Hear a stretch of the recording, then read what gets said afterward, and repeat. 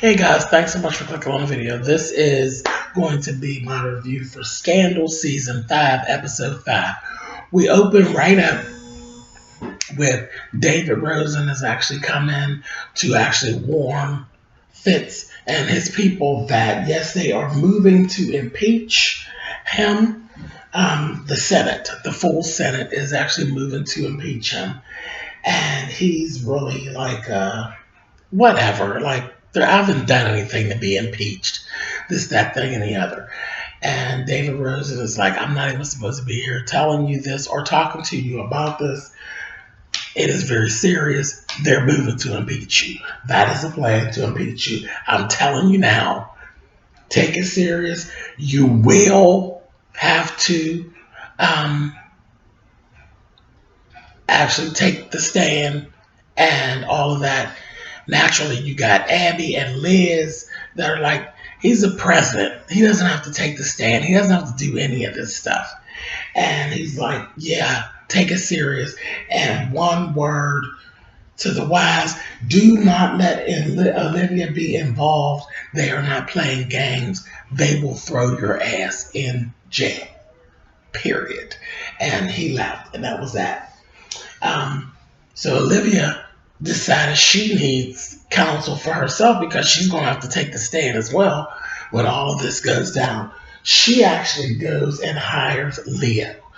Naturally, Huck and Quinn are against it. Everybody knows that Leo is a snake, and all of that. But anyway, Olivia's doing what it is that she feels as though she needs to do. So Leo comes in and he's advising her, you need to make yourself appear normal. No more of all these designer clothes. No more of this food that you don't go to the store. You don't go to the store because you don't have time to shop. And all of this kind of carrying on. You know, bitch, go get you some TV dinners and pull yourself together and be as normal as you can. As normal as American Pie, because there's not a good light of you. At this point, you don't seem human. You seem very extra. You live extra. Everything about you, bitch, is extra. And the American people's not going to take to you and all your fucking extra. You need to be normal. So, the other thing was you need someone to speak up for your character, someone to speak for your goodness. And the person she ended up having to go to was Addison. Well, of course, you know, she broke Addison's heart, so she's basically will have to be in a position of eating crow.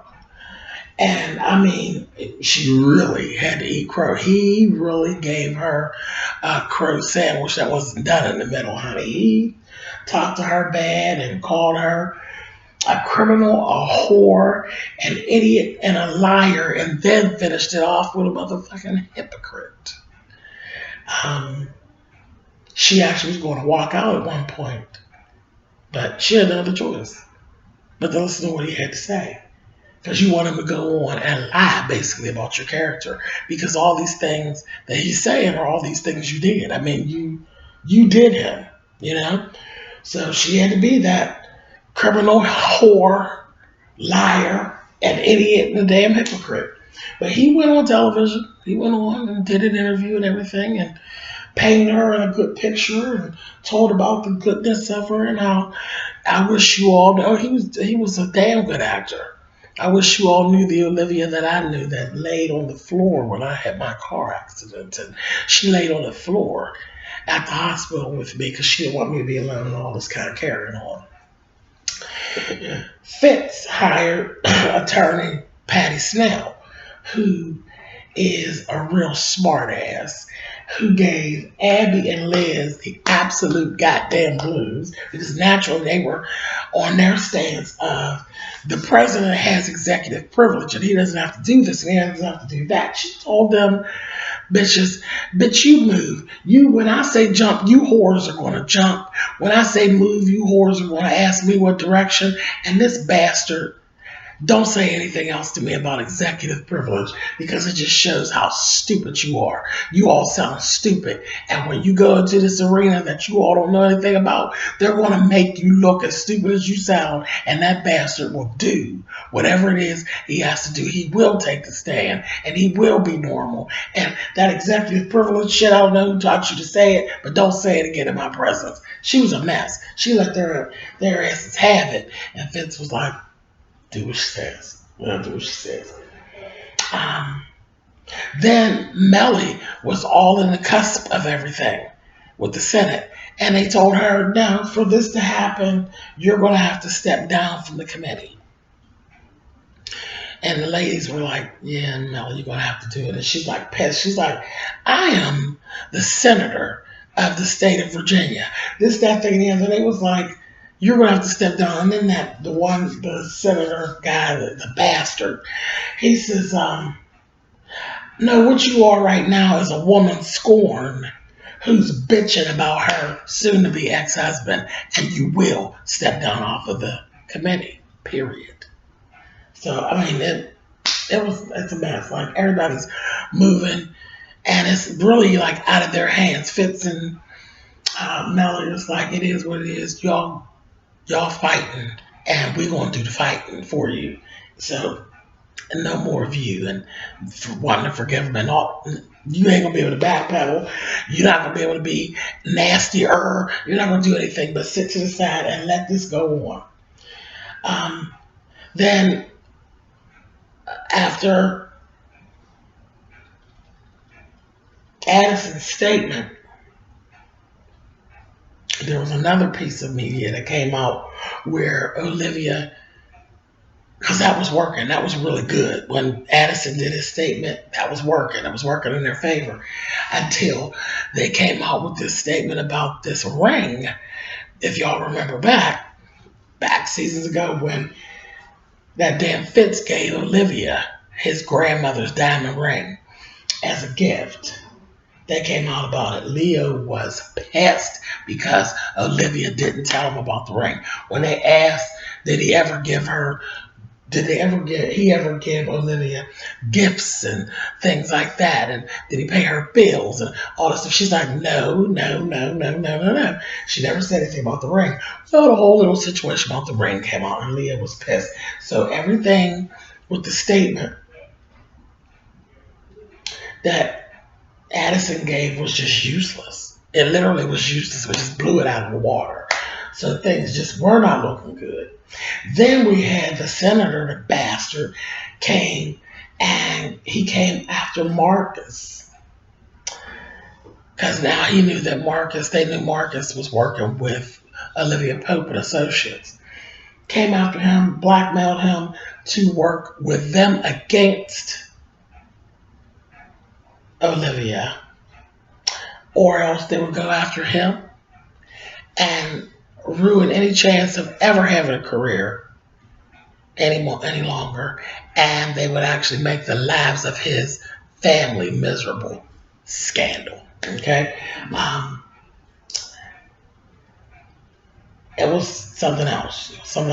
So he basically came into Olivia Pope and Associates, and he was looking really shady, and he made the decision. He went back to the Senate committee and went back and told him he was going to work with them against Olivia. So, of course, I think he's a little slimy anyway, and I got very pissed off with him because I never agreed with him anyway, because even when he came into the program, I just thought he was just a bit too extra. And I thought that they were trying to work him into the storyline to replace Harrison, which he could never replace Harrison, okay? So let's just be clear about that. No matter what he does, he would never replace Harrison because we love Harrison. Anyway, so he agreed to work with the Senate against Olivia in this situation to save his own ass. Next thing we see is Olivia actually, she's irritating me with this shit. She goes to see Jake. Because again, she just uses Jake to boost her ego at her whenever she feels like it. And he comes right in and comforts her and all that. Well, when she came to his door, he was saying, this is not a good time. And she said, "The fuck you mean this ain't no good time? Boy, if you let me up in this motherfucker." And she went on up in there, pushed her way in, and ran into Elise. And Elise kissed Jake in the mouth. And Olivia was like, "The fuck is really going on with this bitch?" You know? And all that kind of thing. So he didn't tell her right away who Elise was. But later in the program, he ends up telling her who she is, that was his wife, and all of this. And she was pissed, had the nerve to be pissed off. Like she had a leg to stand on, like you are the good doing girlfriend. Olivia, girl, sit down. And he basically gave her that. He didn't come to her aid and comfort her. He actually hit her with her own real bullshit. Told her, Elise and you would get along fine. If you gave her a chance, you would like her. Y'all got a lot in common. She likes married dudes too. I said, "Oh no, he ain't let you have it, bitch." Let her have it. Then called her on her bullshit and told her, "Go on, do your interview you got coming up and fucking tell the truth. Just tell your truth. Tell the American people your truth. Work with that for a little bit." And he didn't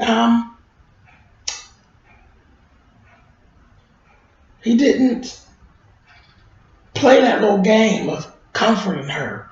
He did. He called her on her shit and told her, "You know what? It is what it is.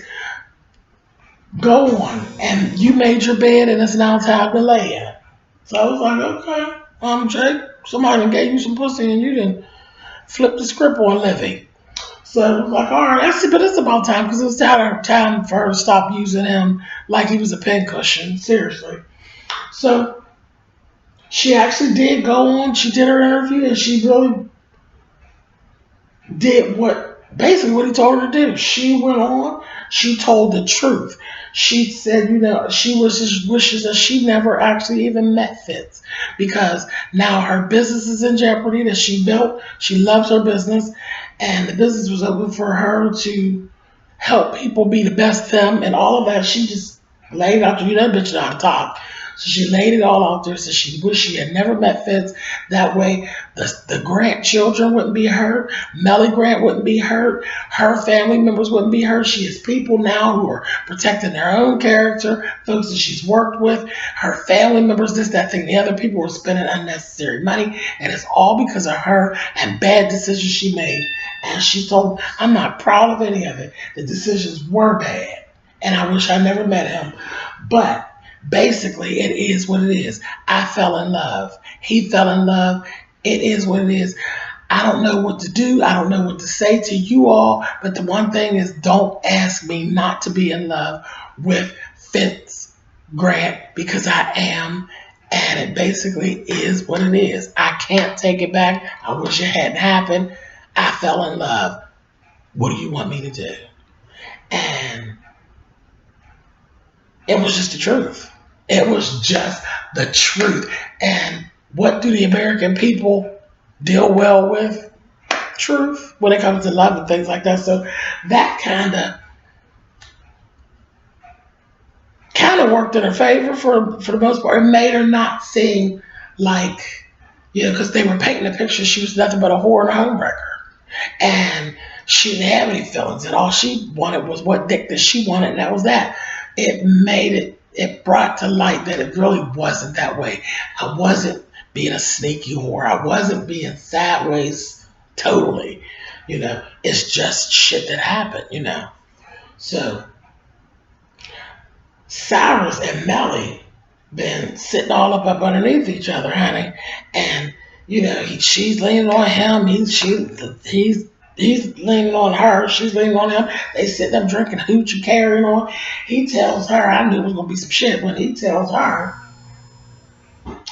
"I'm sorry as well, Melly. I'm sorry that I brought Olivia into the whole cusp. I'm the one that brought her into Fitz's camp. And I'm very sorry that they ever met because it's my fault they ever even met each other. And I'm really sorry."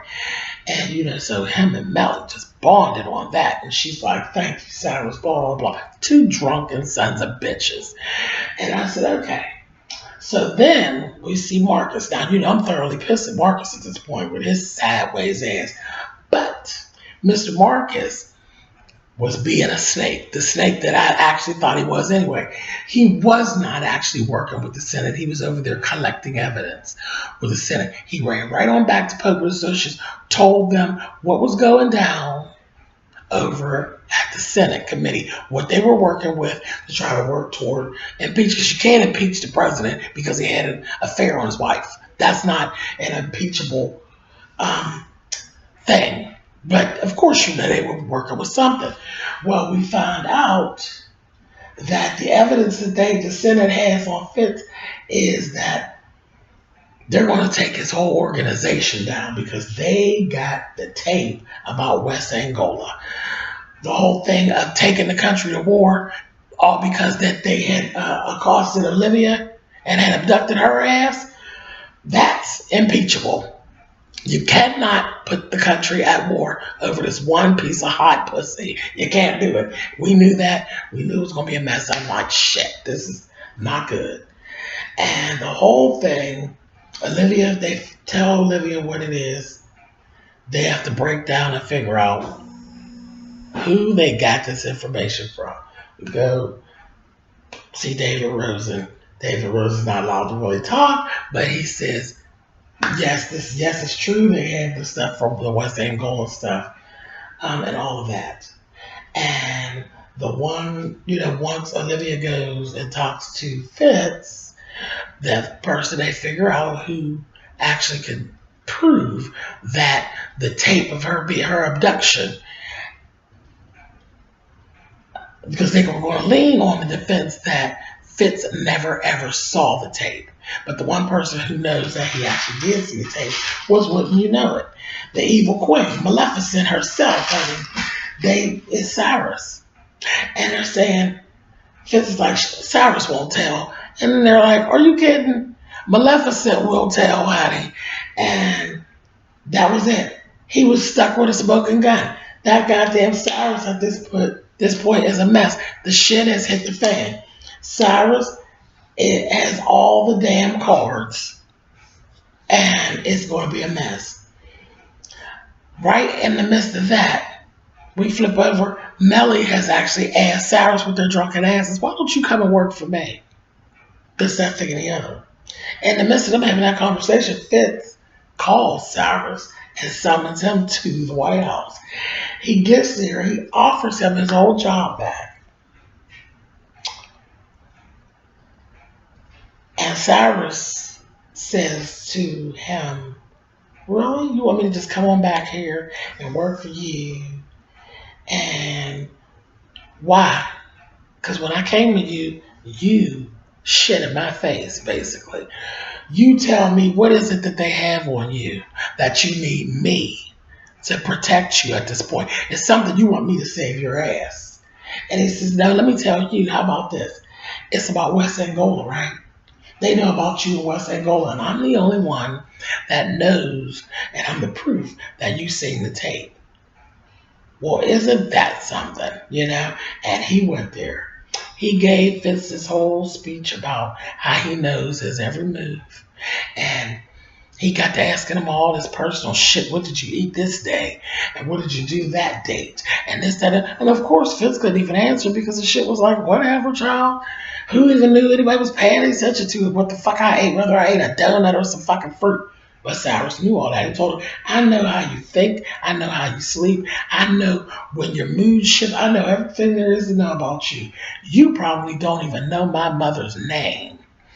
And he told him to take that job and stick it sideways up his motherfucking ass, basically.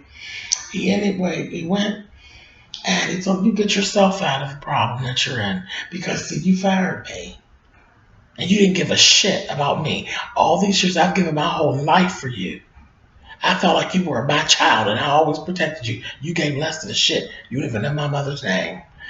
Well, Fitz fired right back at him as he was getting ready to try to walk out the door and told him all the personal shit that he needed to know about him and his mama and things that he got and how he reacted about things with his mama and this, that, thing, everything. He knew him just as well as he knew him. inside out. But yes, I made a mistake. Yes, I shit on you. But no, I always loved you. You were my guy. This, that, thing, and the other. And he, showed him literally how much he actually cared for him. Boy, in the background, we got Nina Simone playing, It's a New Life, It's a New Day for me. And all this, the music's playing. I said, what's getting ready to go on? What's getting ready to go on here? So I'm saying, is this evil queen going to fold? And he did. He folded. He folded. But not that easily. He turned around and set the precedent for what he wanted to go on in the White House. He said, the job that you're offering me, I don't want that job. I don't want that little job sitting across from you on that couch, kissing your ass and saving you from things. I don't want that. The job is chief of staff.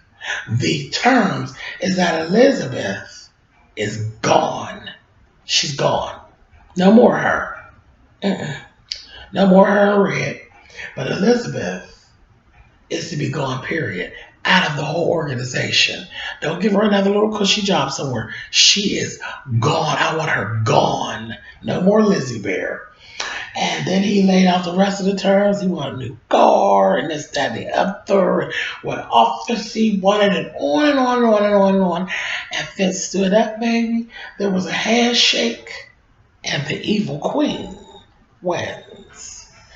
And that's where the show ended. I said, oh, Miss Cyrus, honey. Maleficent is back, baby, and she got her wings, honey. So it really was a good episode. So that's it, guys. Thumbs up, thumbs down. You know how that works. And we'll be back next Thursday with the next episode of Scandal. All right, guys. Bye for now.